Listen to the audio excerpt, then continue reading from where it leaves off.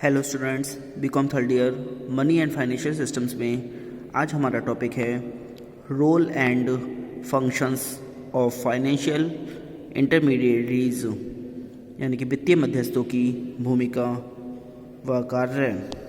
सुनिए, इसमें वित्तीय मध्यस्थों की भूमिका एवं कार्यों का विवेचन निम्नवत किया जा सकता है। Number first, mobilisation of savings, बचतों को गतिशील करना। वित्तीय मध्यस्थ पूंजी बाजार में छोटी एवं बड़ी बचतों को गतिमान करने में सहायक होते हैं। ये मध्यस्थ समाज से बचतों को एकत्र कर उन्हें निवेशकों को ऋण प्रदान करते हैं। अतः वे सार्वजनिक बचतों का अधिकांश भाग जमा के रूप में प्राप्त कर लेते हैं। इनके द्वारा प्रदान की जाने वाली सेवाओं में मूलधन की सुरक्षा, आसान तरलता तथा बचतों की तत्काल विभिन्न मूल्यों की अप्रत्यक्ष प्रतिभूतियों में विभाज्यता शामिल है। नंबर 2, इन्वेस्टमेंट्स ऑफ फंड्स, कोषों का विनियोग। वित्तीय मध्यस्थ बचतों को एकत्र करने के साथ ही उनका विनियोग भी करते हैं। फलतः ये पूंजी निर्माण एवं आर्थिक विकास में सहायक होते हैं। वास्तव में वित्तीय संस्थाओं का अस्तित्व ही इस बात में निहित है कि ये संग्रहित की गई बचतों का विनियोग कर उससे लाभ अर्जित करते हैं। नंबर 3 आता है स्प्रेड ऑफ रिस्क्स, यानी कि जोखिमों का फैलाव। वित्तीय मध्यस्थ ऋणदाता और ऋणी के मध्य कड़ी का कार्य करते हैं तथा स्वयं जोखिम उठाते हैं और ऋणदाताओं की जोखिम को कम कर देते हैं। ये मध्यस्थ ऋण से प्राप्त धन को विभिन्न प्रकार की प्रतिभूतियों में लगाते हैं, जिससे जोखिम का फैलाव होता है और जोखिम कम हो जाता है। Number 4, brokers of loanable funds, ऋण योग्य कोषों के दलाल। वित्तीय मध्यस्थ अंतिम बचतकर्ता तथा अंतिम विनियोजक के बीच ऋण देय कोषों के दलाल के रूप में कार्य करते हैं। वे विनियोजकों से प्राथमिक प्रतिभूतियां खरीदकर बचतकर्ताओं को अप्रत्यक्ष प्रतिभूतियां जैसे सावधि जमा, बीमा पॉलिसियां आदि जारी करते हैं अथवा बेचते हैं। इस तरह ऋण को साख में बदलकर वित्तीय मध्यस्थ ऋण योग्य कोषों के दलालों का कार्य करते हैं। नंबर 5 है हेल्प टू डिफरेंट ग्रुप्स, विभिन्न वर्गों को सहायता। वित्तीय मध्यस्थ अर्थव्यवस्था के विभिन्न क्षेत्रों को सहायता पहुंचाते हैं, जैसे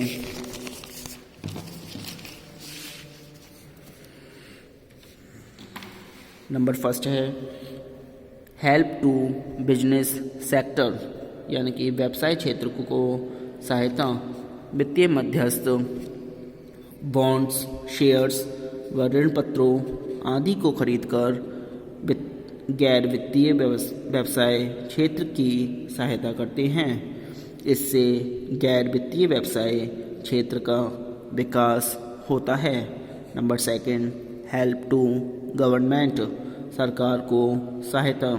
वित्तीय मध्यस्थ केंद्रीय सरकार, राज्य व स्थानीय सरकारों द्वारा जारी प्रतिभूतियों एवं बॉन्डों का क्रय विक्रय करके उन्हें वित्तीय सहायता पहुंचाते हैं।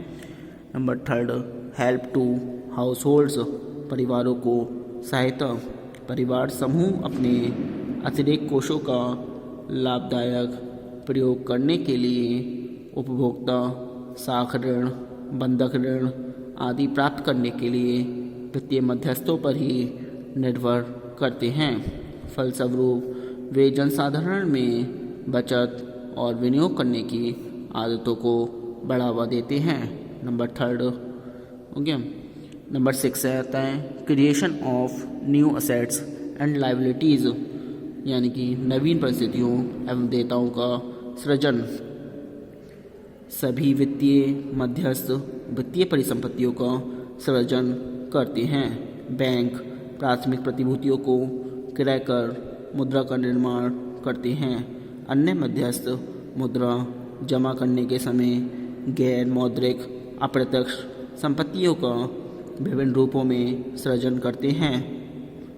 प्रोफेसर गार्डनर एक्ले ने इस संबंध में मत व्यक्त किया है कि अंतिम बचतकर्ताओं और प्रत्यक्ष निवेशकों में होने वाली मध्यस्थता में वित्तीय संस्थाएं बचतकर्ताओं को उपलब्ध वित्तीय परिसंपत्तियों के स्टॉक में काफ़ी वृद्धि करती हैं तथा प्रत्येक अतिरिक्त परिसंपत्ति के लिए वे एक समान नई वित्तीय देयताएं सृजित करती हैं।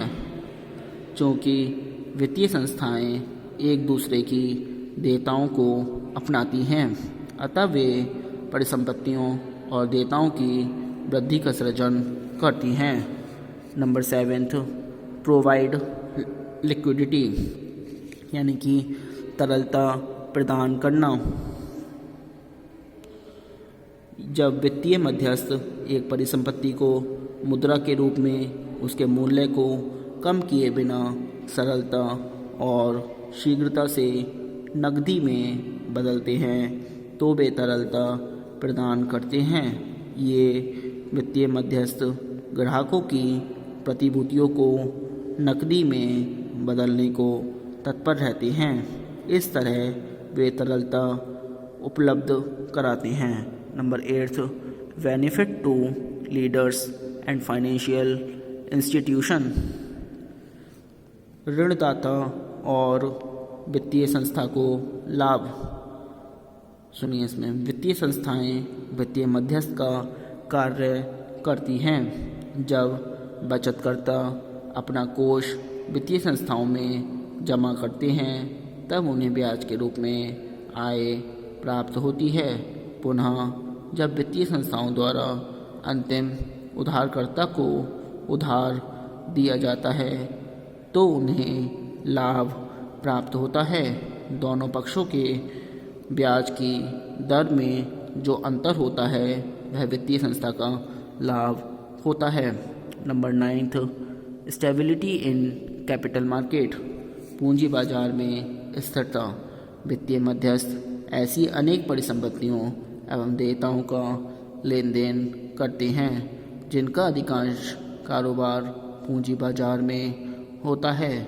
वित्तीय संस्थाओं का कार्यकलाप निर्धारित कानूनी ढांचे और नियमों के अनुसार होने के कारण वे पूंजी बाजार को स्थिरता प्रदान करते हैं। नंबर 10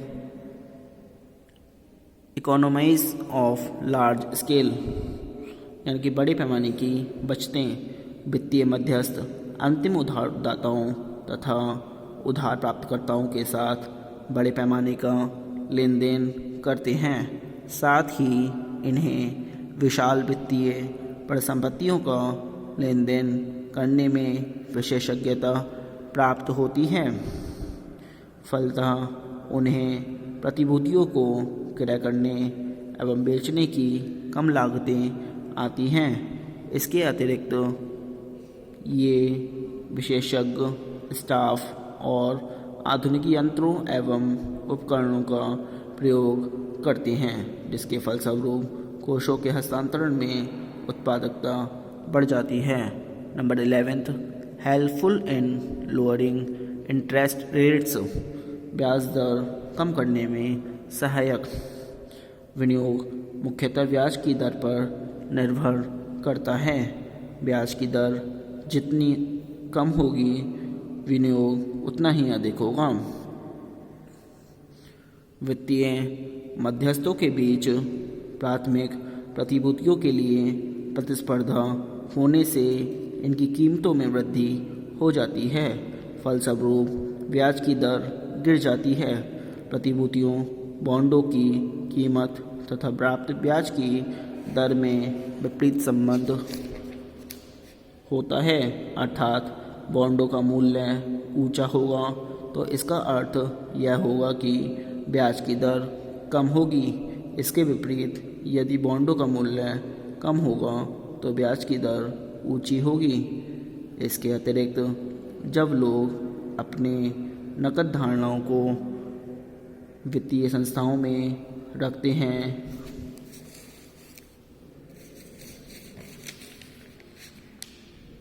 जो सुरक्षित और तरल होती है, तो मुद्रा की मांग गिर जाती है, जिसके फलस्वरूप ब्याज दर भी कम हो जाती है।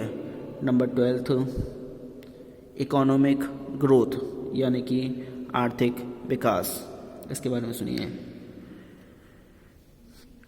किसी देश के आर्थिक विकास में वित्तीय मध्यस्थ महत्वपूर्ण भूमिका निभाते हैं।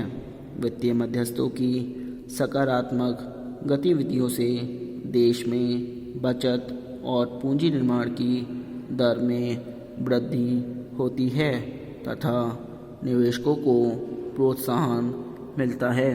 फलस्वरूप आर्थिक विकास को बढ़ावा मिलता है।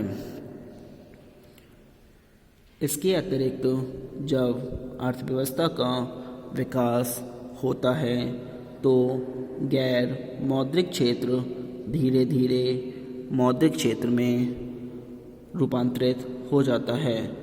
लोगों में बैंकिंग आदतें विकसित होती हैं। इन परिस्थितियों में वित्तीय मध्यस्थ बचतों को एकत्रित कर उन्हें उत्पादक कार्यों में लगाने का महत्वपूर्ण कार्य करते हैं। इसके परिणाम स्वरूप आर्थिक विकास की गति त्वरित होती है। आज के लिए इतना ही। Thank you very much.